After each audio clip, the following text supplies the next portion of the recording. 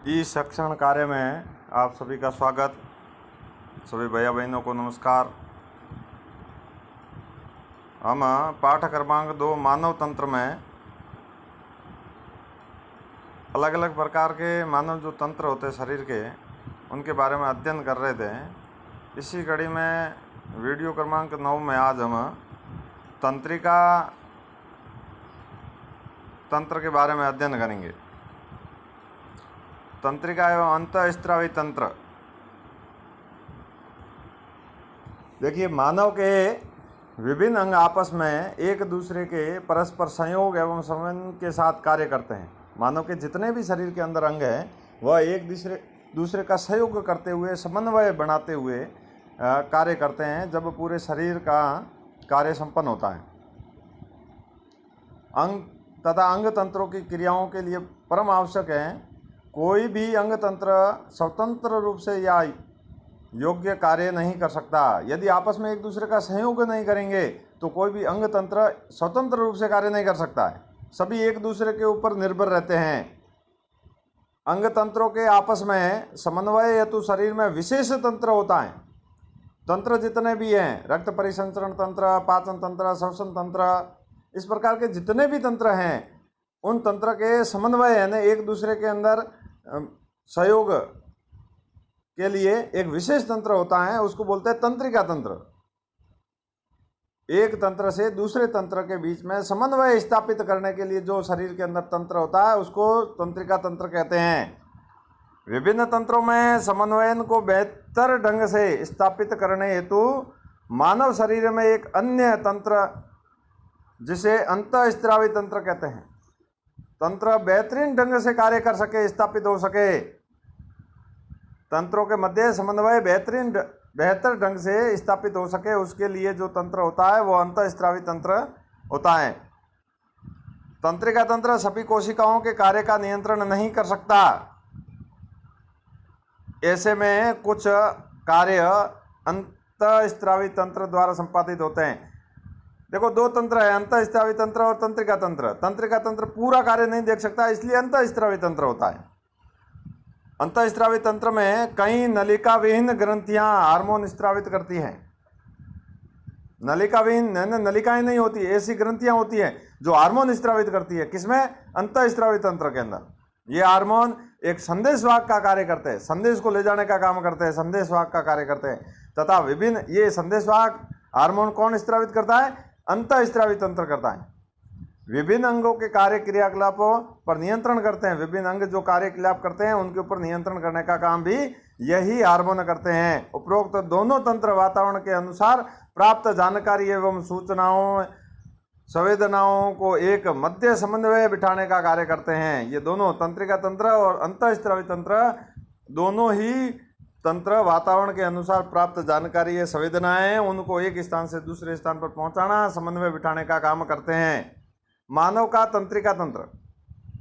मनुष्य के अंदर जो तंत्रिका तंत्र पड़ते हैं, मानव तंत्रिका तंत्र एक ऐसा तंत्र है जो अंगों व वातावरण के मध्य तथा विभिन्न अंगों के मध्य सामंजस्य स्थापित करता है, साथ ही विभिन्न अंगों के कार्य को नियंत्रण भी करता है।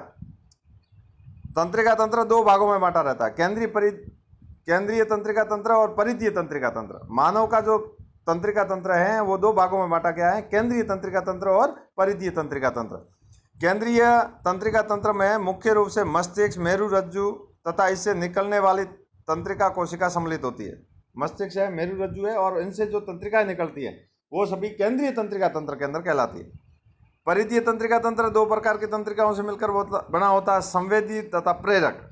इसको अपन एक चार्ट के द्वारा समझ सकते हैं। देखो, तंत्रिका तंत्र, केंद्रीय तंत्रिका तंत्र और परिधीय तंत्रिका तंत्र।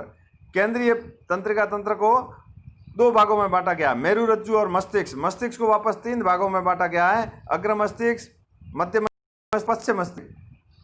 परिधीय तंत्रिका तंत्र को दो भागों में बांटा गया, कायिकीय तंत्रिका तंत्र और स्वायत्त तंत्रिका तंत्र। स्वायत्त तंत्रिका तंत्र को वापस दो भागों में बांटा गया, अनुकंपी और परानुकंपी। इस चार्ट के द्वारा अपन तंत्रिका तंत्र को समझ सकते हैं। तंत्रिका तंत्र को दो भागों में बांटा गया, उसके वापस अलग अलग भागों में बांटा गया है। इस चार्ट के अंदर अपन को स्पष्ट नजर आ रहा है और अपन इसको अच्छी प्रकार से याद कर सकते हैं। ये ऐसी तंत्रिका हैं जो केंद्रीय तंत्रिका तंत्र से नियामक उद्दीपन, उद्दीपन है ना वातावरण में होने वाले अचानक परिवर्तन। ये केंद्रीय तंत्रिका तंत्र से नियामक उद्दीपनों को संबंधित अंगों तक पहुंचाने का काम करती है। कौन? ये जो संवेदी प्रेरक कोशिकाएं हैं, तंत्रिकाएं हैं, इनके बारे में बात कर रहा है। क्रियात्मक रूप से परिधीय तंत्रिका तंत्र को दो भागों में बांटा गया है, केंद्रीय तथा स्वायत्त। केंद्रीय तंत्रिका तंत्र के बारे में अपन पढ़ते हैं। केंद्रीय तंत्रिका तंत्र में कौन आता है? मस्तिष्क, मेरुरज्जु और उनसे निकलने वाली तंत्रिकाएं। तो सबसे पहले अपन पढ़ते हैं मस्तिष्क। मानव जो मस्तिष्क होता है, इसका चित्र देख रखा है, इस प्रकार का होता है। मानव मस्तिष्क शरीर का एक केंद्रीय अंग है, क्योंकि जितने भी कार्य संचालित होते हैं, निर्णय लेने का काम है, स्टोरेज का काम है, ग्रहण करने का काम है, सोचना समझना, ये सभी मस्तिष्क के द्वारा संचालित होते हैं। जो सूचना विनिमय तथा आदेश व नियंत्रण का कार्य करता है। देखो, सूचनाओं का विनिमय करना, इकट्ठा करना, पहुंचाना, आदेश, निर्णय लेना, नियंत्रण करना, ये सभी कार्य मस्तिष्क के द्वारा केंद्रित रहते हैं, यानी मस्तिष्क इन कार्यों को संपादित करता है। इसलिए ये केंद्रीय अंग है, महत्वपूर्ण अंग है। शरीर के विभिन्न कार्यकलापों, तापमान नियंत्रण, मानव व्यवहार, रुधिर परिसंचरण, श्वसन, देखना, सुनना, बोलना, ग्रंथियों के स्त्रावण आदि को नियंत्रण करने का काम कौन करता है? मस्तिष्क करता है। करीब 1.5 किलो वजन का शरीर का सर्वाधिक जटिल अंग है परमस्तिष्क, बेलगरा, हाइपोवेरिनगरा, नर मस्तिष्क, पीयूष ग्रंथि, पश्चिम मस्तिष्क, अनुमस्तिष्क, मेंजुला, मेरुरज्जु, मानव का मस्तिष्क जो खोपड़ी के द्वारा सुरक्षित रहता है। नहीं, ये जो मस्तिष्क है ये 1.5 किलो का होता है, और इसके अंदर जो है वो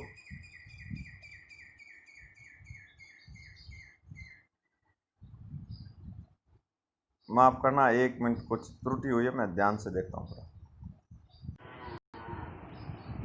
देखिए, अपन मस्तिष्क पढ़ रहे थे। मानव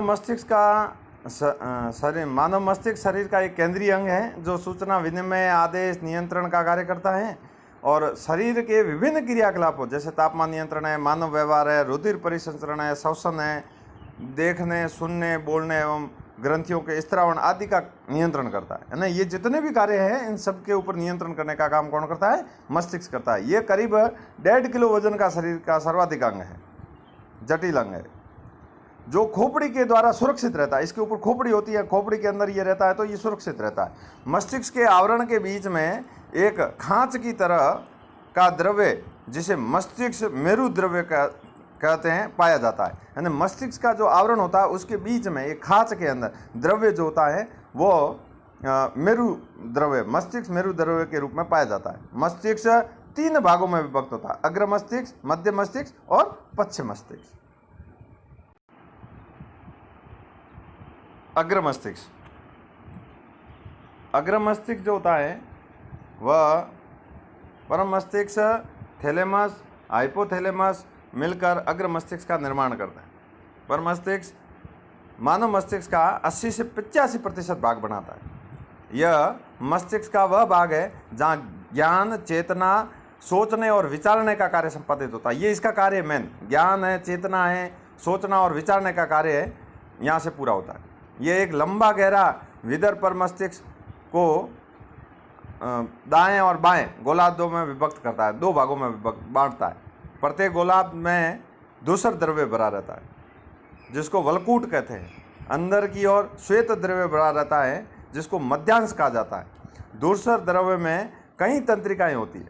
ये वर्णन है इसका, क्या क्या इसके अंदर पाया जाता है, कहाँ पाया जाता है। इनकी अधिकता के कारण इस द्रव्य का रंग धूसर दिखाई देता है। दोनों गोलार्ध आपस में कार्प्स कैलोमसम की पट्टी द्वारा जुड़े रहते हैं। रहता है थैलेमस संवेदी व प्रेरक संकेतों का केंद्र है। अग्र मस्तिष्क के डाइन एन सी फैलेनॉन भाग पर हाइपोथैलेमस स्थित होता है। यह भूख, प्यास, निद्रा, ताप, थकान, मनोभाव की अभिव्यक्ति आदि का ज्ञान करवाता है। ये था अग्र मस्तिष्क। मस्तिष्क को 3 भागों में बांटा गया है, अग्र मस्तिष्क, मध्य मस्तिष्क और पश्च मस्तिष्क। मध्य मस्तिष्क का क्या काम है? ये 4 पिंडों में बांटा हुआ है, थैलेमस, हाइपोथैलेमस और पश्च मस्तिष्क के मध्य स्थित होता है। कहाँ स्थित होता है उसकी स्थिति है। प्रत्येक पिंड को कार्पा, कवाइडी, जमीन कहा जाता है। ऊपरी 2 पिंड दृष्टि के लिए तथा निचली 2 दृष्टि सुनने के लिए होते हैं। 4 पिंड है, 2 पिंड सुनने के लिए, 2 पिंड देखने के लिए। अगला है पश्च मस्तिष्क। यह अनुमस्तिष्क, पहुँच या मध्यांश को समाहित करता है। अनुमस्तिष्क मस्तिष्क का दूसरा बड़ा भाग है, जो ऐच्छिक पेशियाँ होती है हाथ की, पैर की, जिसको इच्छा के अनुसार अपन गति करवा सकते हैं, ऐच्छिक पेशियाँ, उनका नियंत्रण करने का काम है पश्च मस्तिष्क का है। ये विलगित सतह द्वारा वाला भाग है जो न्यूरॉन्स को अतिरिक्त स्थान प्रदान करता है। पोष मस्तिष्क के विभिन्न भागों को आपस में जोड़ने का काम करता है। मध्यांश अनाच्छेक क्रिया, अनाच्छेक यानी जिनके ऊपर अपना नियंत्रण नहीं है, जैसे रक्त परिसंचरण, इनके ऊपर क्रिया करता है। हृदय की धड़कन, रक्तदाब, पाचक रसों का स्त्रावन आदि का यह मस्तिष्क का अंतिम भाग है जो मेरु से जुड़ा रहता है। अपन पढ़ रहे थे केंद्रीय तंत्रिका तंत्र, उसका मस्तिष्क का अपन ने पूरा पढ़ लिया। दूसरा भाग है उसका मेरुरज्जु। मेरुरज्जु क्या होता है? लगभग 5 सेंटीमीटर लंबी एक नली है। यह केंद्रीय तंत्रिका तंत्र का एक महत्वपूर्ण भाग है। पश्चिम मस्तिष्क मध्यांश के जरिए मेरुरज्जु जुड़ा रहता है। मेरुरज्जु एक तंत्रिका नाल है जो केशरुकाओं के मध्य एक तंत्रिका नाल है जो सुरक्षित रहता है। इसके मध्य भाग में एक संक्रीय केंद्रीय नाल होती है जो 2 स्तर की मोटी दीवार घेरे हुए होती है। भीतरी स्तर को धूसर द्रव्य और बाहरी स्तर को श्वेत द्रव्य कहते हैं। धूसर द्रव्य मेरुरज्जु के भीतर उसके प्रारंभ से अंत तक एक लंबे स्तंभ के रूप में स्थित होता है। मेरुरज्जु मुख्यतः प्रतिवर्ती क्रियाओं के संचालन तथा नियमन का कार्य करता है। साथ ही से प्राप्त तथा मस्तिष्क को जाने वाले आवेगों को पथ प्रदान करता है। ये मेरुरज्जु का कार्य है। 2 प्रश्न अभ्यास पुस्तिका में करने हैं। अग्र मस्तिष्क का वर्णन करना है और मेरुरज्जु का वर्णन करना है।